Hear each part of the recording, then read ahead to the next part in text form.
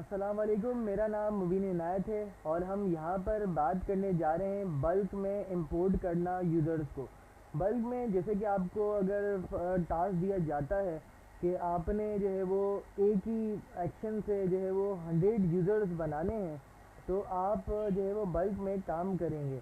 Bulk में काम करने के लिए मैं आपको, जैसे हमारे पास प्रीवियस वीडियो में मैंने आपको बताया था कि हमने relaxationit.com के नाम से डोमेन बनाया था। हम यहाँ पर एक OU बना देते हैं और उसके अंदर बल्क में हम तकरीबन 20 यूज़र्स जो है वो बनाकर देखेंगे। सबसे पहले हम सेल्स के नाम से एक OU बना देते हैं, ओके कर दें। अब याद रहे कि बल्क में काम करने के लिए आपको CSV फाइल का इस्तेमाल करना होगा। CSV कॉमा सेपरेटेड वैल्यू कहलाता है, जो कि एक्सेल पे बनाया जाता है, और या तो आप नोटपैड का इस्तेमाल भी कर सकते हैं। अब मैं आपको नोटपैड पर दिखाता हूँ। विंडो R करें, नोटपैड ओपन करेंगे, इंटर कर दें। यहाँ पर आपने बल्क में काम करने के लिए फ़ाइल को बनाना होगा। सबसे पहले आपने ऑब्जेक्ट क्लास डिफ़ाइन करनी है। ऑब्जेक्ट क्लास यानी कि किस पर जो है वो आप, पहले मैं आपको एक फ़ॉन्ट साइज़ भी जो है वो इसके बढ़ा के दिखा देता हूँ। ये फ़ॉन्ट साइज़ हम बढ़ा देते हैं ताकि आपको देखने में आसानी हो। ऑब्जेक्ट क्लास, ऑब्जेक्ट क्लास यानी आप डिफ़ाइन करने जा रहे हैं कि आप क्या चीज़ बनाने जा रहे हैं, यानी यूज़र बनाने जा रहे हैं, तो आप ऑब्जेक्ट क्लास में यूज़र डिफ़ाइन करते हैं, कॉमा, फिर आपने सैम अकाउंट नेम डिफ़ाइन करना है। सैम अकाउंट नेम यानी यूज़र लॉगिन किससे करेगा, इस तरह का डिस्प्ले नेम होगा, सैम अकाउंट नेम। फिर आपके पास कॉमा, फिर आपने DN डिस्टिंग्विश नेम डिफ़ाइन करना होता है कि डिस्टिंग्विश नेम में आप ये बताते हैं कि यूज़र किस OU के अंदर बनाया जाएगा, किस डोमेन के अंदर बनाया जाएगा। DN कहते हैं डिस्टिंग्विश नेम को।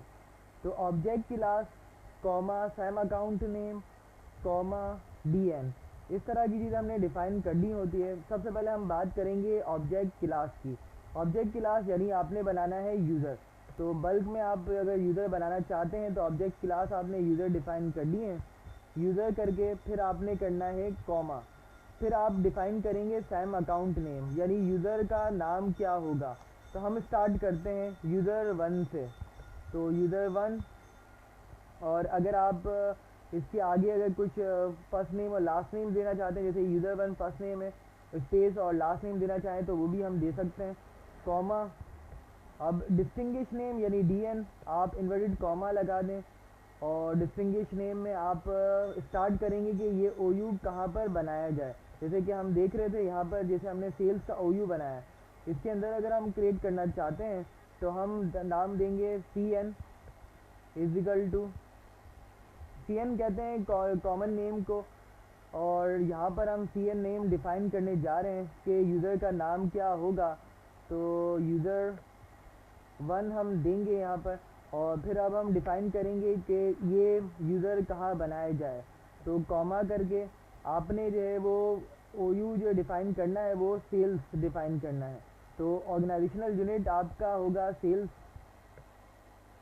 फिर आपने कॉमा करना है OU इक्वल टू सेल्स, यहाँ पर आपने OU इक्वल टू सेल्स डिफ़ाइन करना है, फिर कॉमा DC इजिकल टू, फिर आपने डिफ़ाइन करना है कि आपका डोमेन DC, ये यहाँ पे डोमेन कंट्रोलर नहीं कहलाता, इसे कहते हैं डोमेन कंपोनेंट। डोमेन कंपोनेंट जैसे कि रिलैक्सेशन IT ये एक पार्ट है डोमेन का, और कॉम एक पार्ट है। तो अब हम इस तरीके से डिफ़ाइन करेंगे रिलैक्सेशन IT,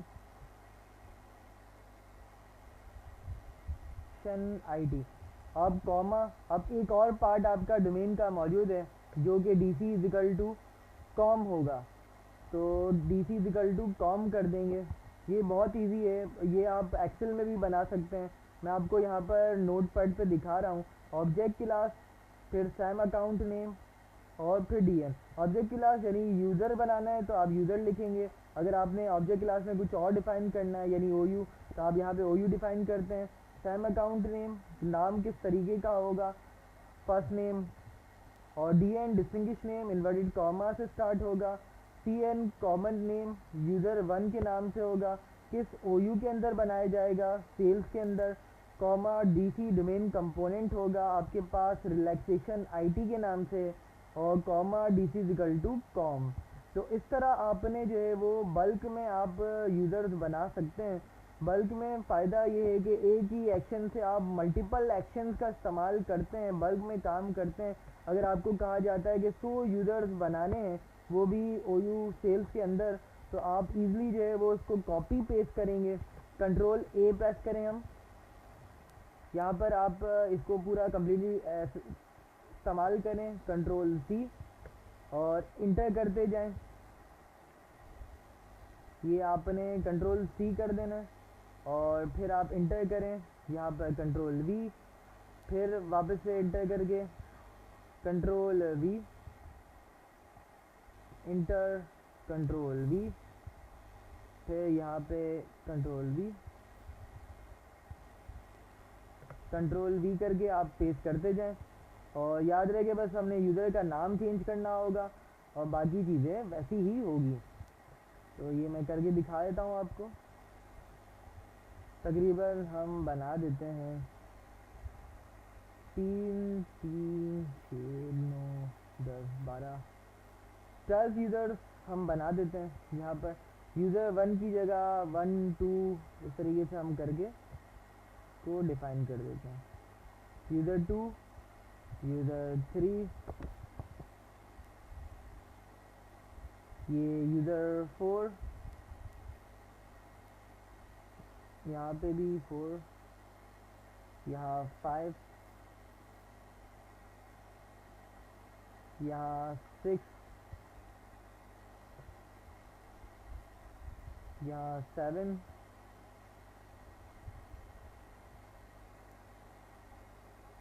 8,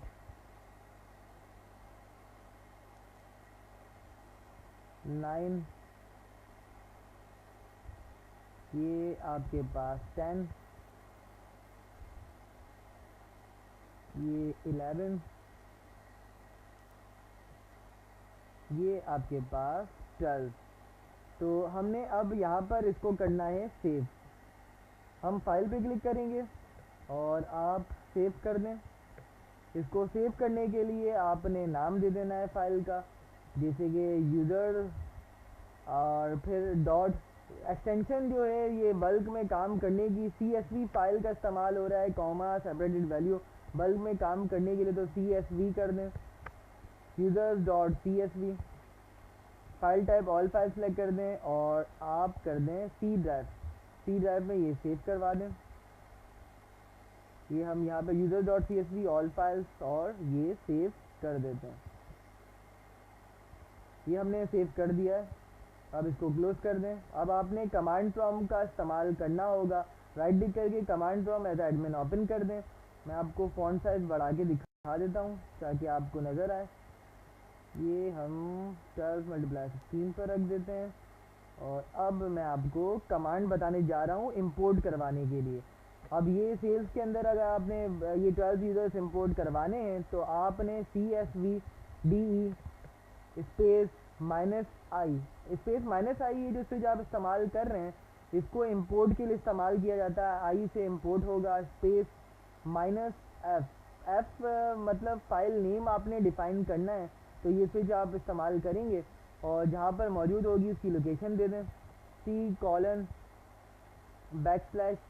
और यूज़र, बल्कि पहले आप C के प्रॉम्प्ट पर चले जाएं ताकि मसला ना हो। C के प्रॉम्प्ट पर आगे CSVD space -i space -f file name space C:\\, और फिर आपने user dot CSV extension define कर दी है और यहाँ पर इंटर कर दें। ये यूज़र डॉट CSV, यहाँ पे थोड़ी सी चेंजेस हमने कर दी होगी ये फाइल में। कहाँ प्रॉब्लम आ रही है, यहाँ पर यूज़र 1 कॉमा है, Sam account name, relaxation IT, फिर सेल्स,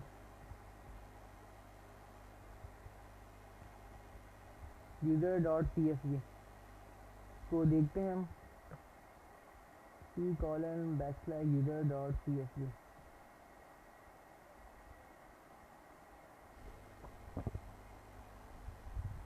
अब यहाँ पर हम एक देखते हैं चेंजेस करके कि बल्क में इंपोर्ट सेल्स cn कॉमा लगा देंगे, ये